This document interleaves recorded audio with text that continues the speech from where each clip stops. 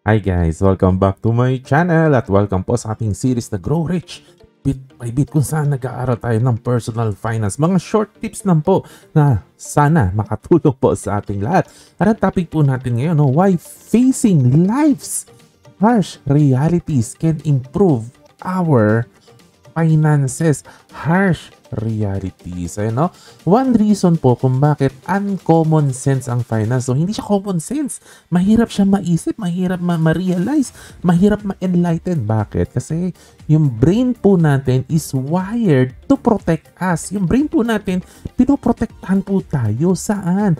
Ayaw po ng brain po natin na masaktan tayo. Ayaw ng brain natin na ma-stress po tayo. Yun ang trabaho ng brain po natin.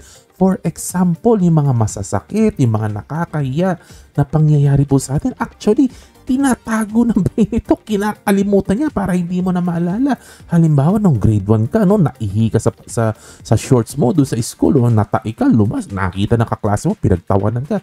Hindi mo na maalala nangyari, pero nangyari yun. Tanong mo sa teacher mo, sa magulang mo, nangyari yun, pero hindi mo na maalala.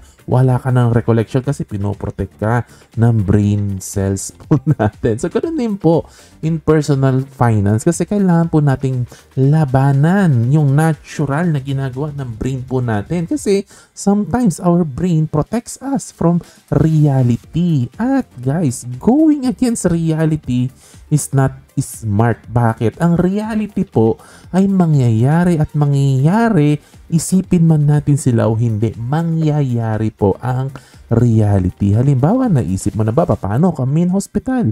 Sa pamilya, kailangan handa po tayo. Paano pag na-aksidente, hindi na makapagtrabaho? Paano pag na-Alzheimer? Paano pag tumanda? Sino mag-aalaga? Ganon. Saan tayo ililibing pag nategi po tayo? Reality po lahat po ito, no?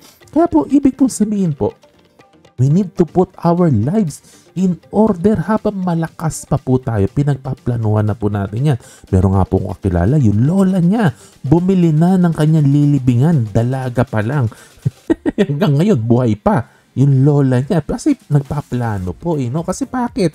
Ganun minsan kasi ayaw nating isipin, hindi tayo nagpe-prepare, hindi tayo nagpa-plan. Pero yung mga realities na ito, mga binanggit po natin, mangyayari po ito kahit na i-ignore natin o i-plan natin. Pero syempre mas maganda kung may plano po tayo para hindi po tayo nahihirapan. So dapat po comfortable po tayo sa mga morbid na topics, sa mga morbid na thoughts. Bakit? Para tayo hindi po tayo mahirapan at mga mahal po natin sa buhay ay hindi rin po mahirapan pag nangyari na po ang mga bagay na yan. Ayun, at hanggang doon lang ang daldalan po natin ngayon. Sana may natutunan po tayo. Like, share, subscribe. To God be the glory. God bless. Bye-bye.